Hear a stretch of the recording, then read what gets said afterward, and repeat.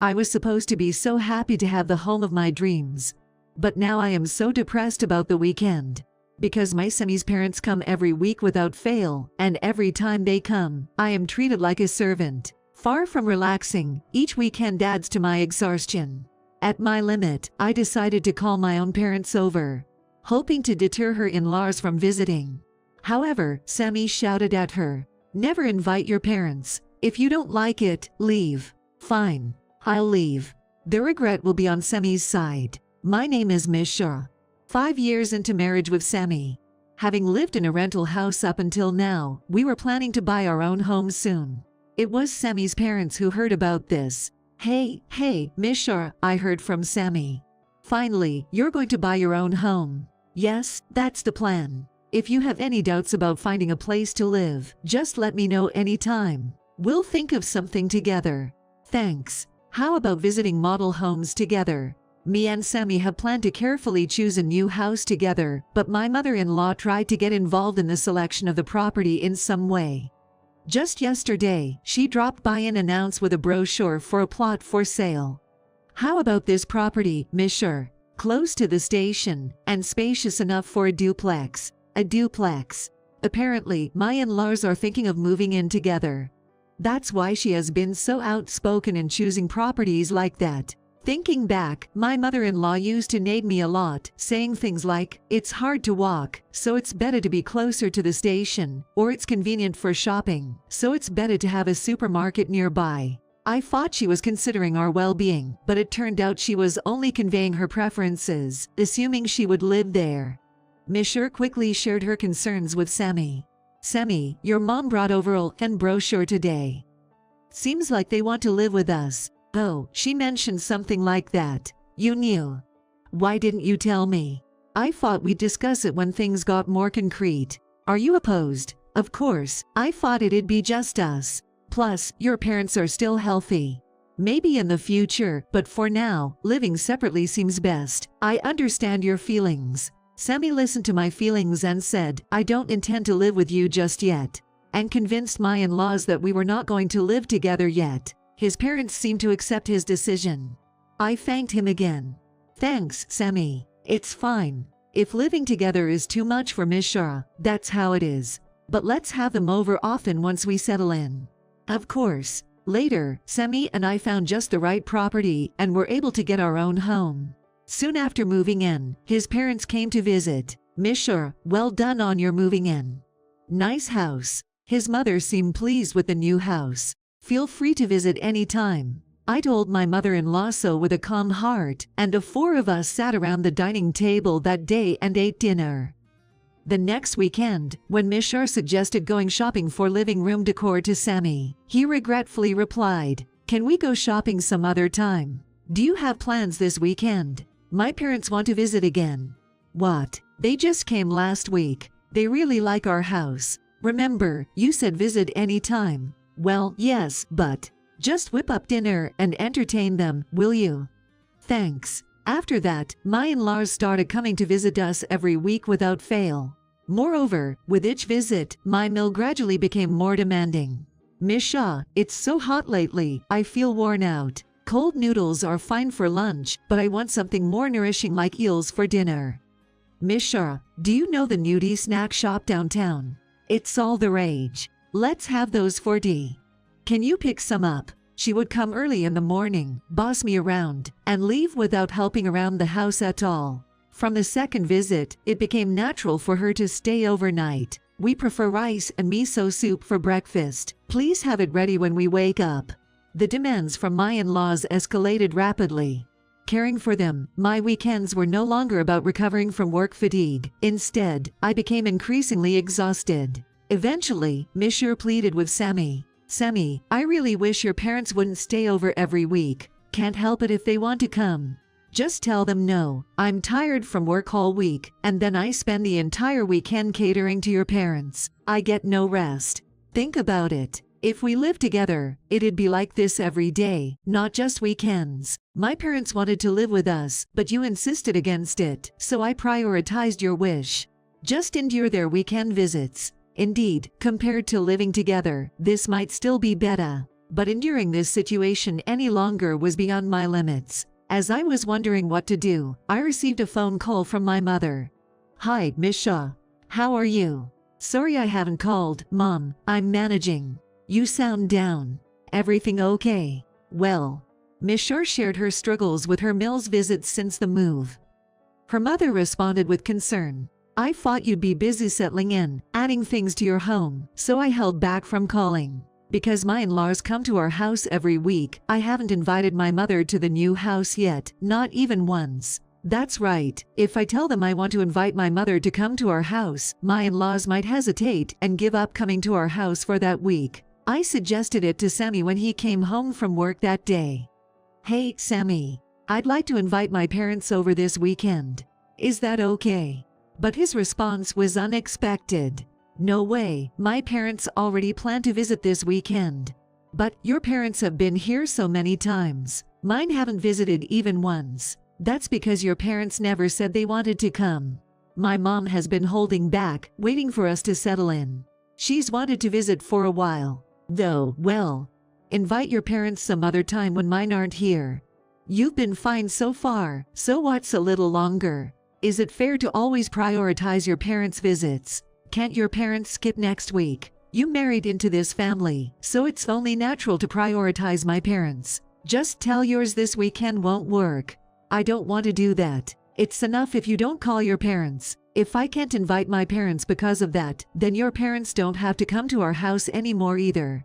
They've given their daughters in marriage, so they're prepared for the fact that they won't be able to see their daughters, right?" "Wait a minute. That's absurd. Why can't I invite my parents? Wanting to see family is natural, regardless of being married off or not." Despite Semi's refusal, I proposed. "Fine. I'll let it go this weekend. But moving forward, let's invite our parents over at a similar pace, alternating between them." This is exactly why I didn't want to deal with this hassle. "Fine, don't ever invite your parents again. This conversation is over." "Over? Nothing's been resolved. I've made up my mind. Your parents are never coming over. If you don't like it, leave." Semi only ever considered his parents. He never gave a thought to me or my parents. Refusing to discuss further and imposing his will, I finally reached my breaking point. "Fine. If that's how you feel, Sammy, I'll leave. But remember, you'll regret this later." "Regret? Ha. What's there to regret without you? Just don't come crawling back saying sorry." Leaving Sammy laughing behind, I went back to my parents' house. When I told my parents everything that had happened, they agreed that Semi's stance was unreasonable and joined me in my anger. Especially my father, who was visibly furious. A person who can't respect family is fundamentally wrong. "I'm disappointed in Semi. You don't need to return there. Stay here with us." He told me that. My farts weren't wrong. Feeling relieved, I decided to go ahead with the divorce. Months after leaving, Semi contacted me. "Hey. How long do you plan on not coming back? Did you forget what this Saturday is?" He sounded panicked. "Oh, right, that's when you invited your coworkers to our new home. Yay. We've had this plan since the move, remember? But won't your parents be there that day, too? Why don't you tell them, my parents are coming for a visit, and decline your coworker?" "I can't say that. Plus, I've invited our new boss. Canceling could jeopardize my career." "That's not my problem. You're the one who kicked me out, remember?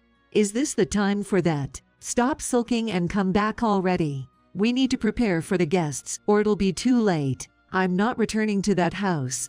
"What? Don't you care what happens to my job?" "I don't care. I'm planning to divorce you." "Divorce? Are you serious?" "Yes, I've been thinking about it since I left. My parents agree." "Your parents are out of their minds then." "Fine, do whatever. I'll get my parents to help with the preparations. I don't need you anymore. You'll regret this. That's my line. Goodbye." I hung up, leaving the conversation one-sided. Semi was probably scrambling to prepare for his coworker's visit with his parents. They deserved a taste of their own medicine after all their meddling. Then, on the crucial weekend, our home phone rang in the afternoon. It was Semi, sounding flustered. "Why is Mishu answering the phone?" "I was calling my new boss's house. Because it's my house, obviously." Your house. Wait, the new boss is Mish's father. Yes, my father originally worked at Semi's company. He had been away from the main office for a few years as an advisor for a new venture by a related company, but it was decided that he would return to the main office next month, becoming Semi's boss. I knew but couldn't share the information until it was officially announced, not even with my husband. Semi hadn't checked the internal notice properly. Now, he pleaded desperately. My mom prepared fancy food and drinks, but no one's coming. It's chaos at work because they think I refuse to host our new boss. He won't come, so neither will anyone else. Misha, please convince your dad to come over. Help clear up this misunderstanding. Misunderstanding. You were the one who said, never invite your parents over, right? That I didn't know your dad was going to be my boss. This situation is different now. How convenient. Didn't I ask if you'd regret this?